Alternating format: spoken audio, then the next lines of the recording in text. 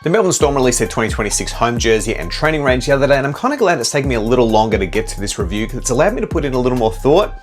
You'll see what I mean. Now, the first thing you notice with this jersey is they've taken the design from last year and basically inverted colors, with purple now being the main and dominant theme. That will come up again later on. Other things you may notice is that the lightning bolt's been taken off the ribs and added to the cuffs this year. The chevron is a little thicker, although it does kind of interfere with the logos a smidge. And then you have this yellow piping coming from the neck down to the armpit line. And very briefly, you'll see Budget Direct has replaced Car Sales as the sleeve sponsor. When I watched a little promo video on Storm's socials, I noticed the caption down the bottom says, "Our strength is in our story," but there's no real storytelling in the video itself.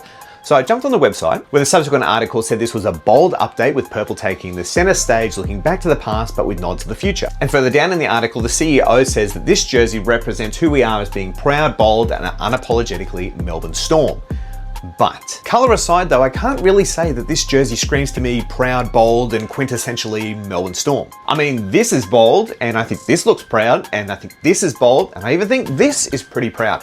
But I'm not so sure about this, and it's not like Melbourne don't have an appetite for it. They only did this last year. When you jump over the training range, I think it's got a bit more pizzazz, although the tones are a little more on the calm and wintry tone, but I think that's still fine. So there's a training tee in the purple, blue, and this interesting lilac one. This is probably my personal favorite of the bunch, and it looks like it has the design of a topographical map underneath, although I couldn't find details as to what, if anything, that map represents. So Storm, O'Neill's, let us know down below. So is this a bad jersey? No, I don't think so, but I don't think it's as bold and Melbourne Storm as possibly being stated. However, we are still waiting on their away jersey, so will that turn it up to 11? We'll have to wait and see, but let me know what you think of this whole range down below.